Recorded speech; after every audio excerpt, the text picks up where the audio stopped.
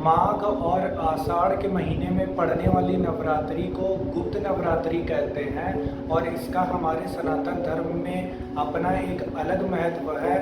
गुप्त नवरात्रि हिंदू पंचांग के अनुसार वो 9 दिन होते हैं। वो समय होता है जब भगवती माँ दुर्गा और सभी देवियाँ हमारी पूजा अर्चना को बहुत जल्दी स्वीकार करती हैं और अपनी कृपा हम पर बरसाती हैं। इस समय की गई पूजा पाठ तंत्र मंत्र किसी प्रकार की साधना बहुत जल्दी फलदायी होती है। अगर किसी भी मनुष्य को कोई भी सिद्धि प्राप्त करनी हो तो ये भी बहुत ही उत्तम समय होता है। मनुष्य की कैसी भी मनोकामना हो, ये वो समय होता है जब माता रानी हमारी सभी मनोकामनाओं को बहुत जल्दी पूर्ण कर देती हैं। जय माता दी दोस्तों, उम्मीद करते हैं सभी लोग बढ़िया होंगे। मेरी तरफ से सभी लोग को राधे राधे। आषाढ़ मास की गुप्त नवरात्रि कब से कब तक है, कैसे हम लोग भी कर सकते हैं इस नवरात्रि में माँ का पूजन, क्या है इसका महत्व, सारी जानकारी इस वीडियो में। दोस्तों, नवरात्रि वह 9 दिन होते हैं, 9 रातें होती हैं जब भगवती माँ दुर्गा के 9 रूपों की पूजा अर्चना की जाती है। हर वर्ष 2 नवरात्रि होते हैं, चैत्र की नवरात्रि और शारदी की नवरात्रि, जिसको बहुत ही धूमधाम से मनाया जाता है। साथ ही साथ 2 गुप्त नवरात्रि होती हैं जो कि माघ के महीने में और आषाढ़ के महीने में पड़ती हैं। दोस्तों, आषाढ़ मास में पड़ने वाली गुप्त नवरात्रि का भी हमारे सनातन धर्म में अपना अलग महत्व है। इस समय भक्तजन भगवती माँ दुर्गा की पूजा अर्चना करते हैं। भगवती माँ दुर्गा की पूजा अर्चना के साथ साथ उनके 9 रूपों की भी पूजा अर्चना की जाती है। प्रथम दिन माँ शैलपुत्री की पूजा अर्चना की जाती है, दूसरे दिन माँ ब्रह्मचारिणी की, तीसरे दिन माँ चंद्रघंटा की, चौथे दिन माँ कूष्मांडा की, 5वें दिन माँ स्कंद माता की, 6वें दिन माँ कात्यायनी की, 7वें दिन माँ कालरात्रि की, 8वें दिन महागौरी की और 9वें दिन सिद्धिदात्री माँ की पूजा अर्चना की जाती है।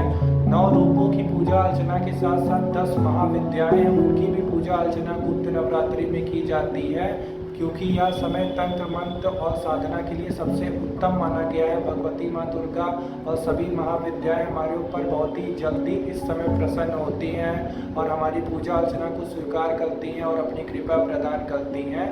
इन 10 महाविद्याओं में दोस्तों माँ काली हो गई, माँ तारा हो गई, त्रिपुरा सुंदरी हो गई, भुवनेश्वरी हो गई, भैरवी हो गई, छिन्नमस्ता हो गई, धूमावती हो गई, बगलामुखी हो गई, मातंगी हो गई और कमला देवी हो गई। ये हमारी 10 महाविद्याएं हैं और इनकी पूजा अर्चना गुप्त नवरात्रि के समय बहुत ही ज़्यादा फलदायी होती है।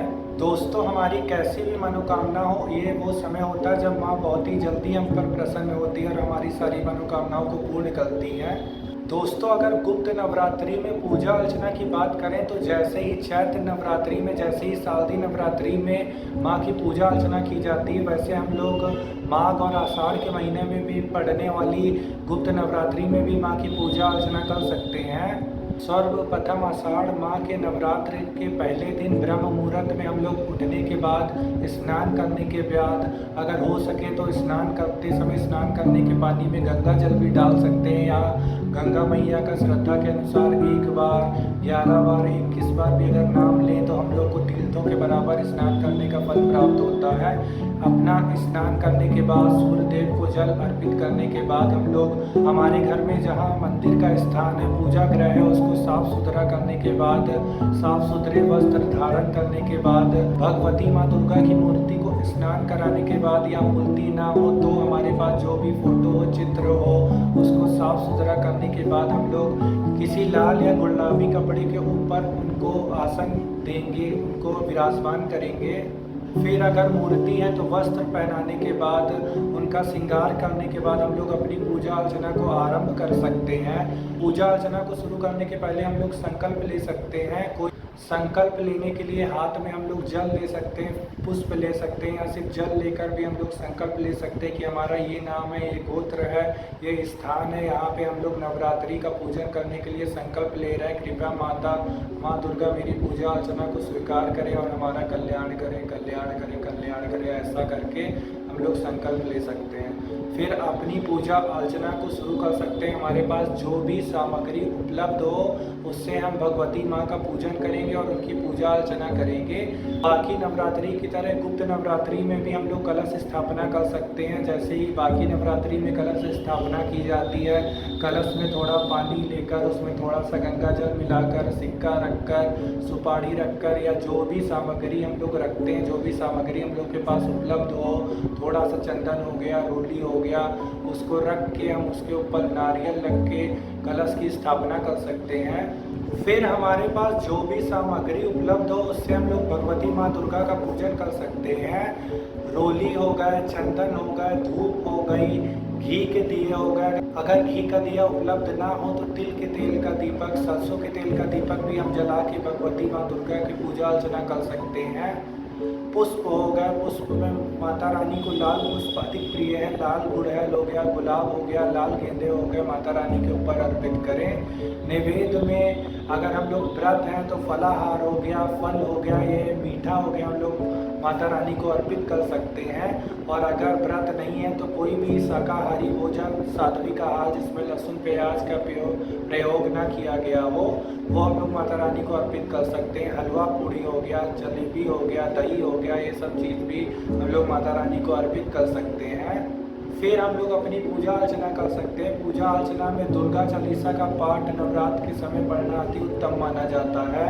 पूजा अर्चना में दुर्गा सप्तशती का पाठ हो गया, दुर्गा निवारण मंत्र हो गया, ओम ऐं ह्रीं क्लीं चामुंडाय विजय मंत्र का जाप हम लोग कर सकते हैं 108 बार। गायत्री मंत्र का जाप कर सकते हैं, या सर्व मंगल मांगल्ये शिवे सर्वार्थ साधिके शरण्ये त्र्यंबके गौरी नारायणी नमोस्तुते मंत्र का 108 बार जाप कर सकते हैं।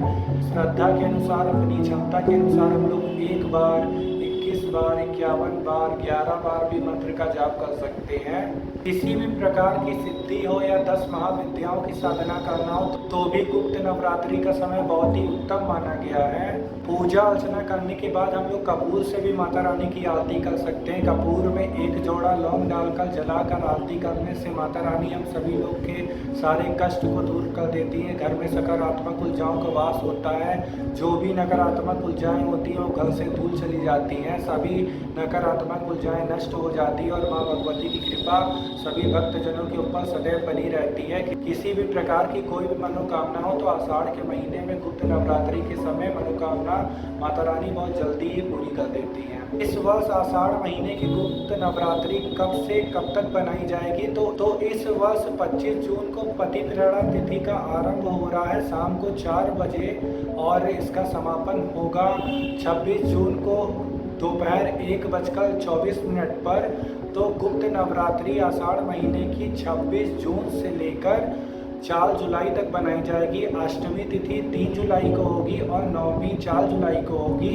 घट स्थापना के लिए सबसे उत्तम मुहूर्त सुबह 5:24 से लेकर 8 बजे तक का रहेगा। जो लोग घट स्थापना विजित मुहूर्त में करते हैं उनके लिए समय 26 जून को 11:54 पर सुबह से लेकर दोपहर के 12:51 तक रहेगा।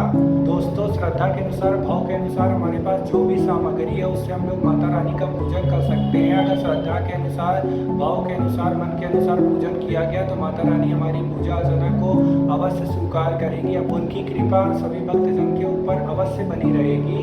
दोस्तों, यही जानकारी थी जो इस वीडियो के माध्यम से मेरे को आप सभी लोगों को देनी थी। फिर मिलते हैं अगली वीडियो में किसी और जानकारी के साथ। आशा करते हैं आपका हर दिन हर पल मंगलमय हो। भगवान की कृपा, माता रानी की कृपा आप सभी भक्तजनों के ऊपर सदैव बनी रहे। जय माता दी दोस्तों, राधे राधे सभी लोगों को।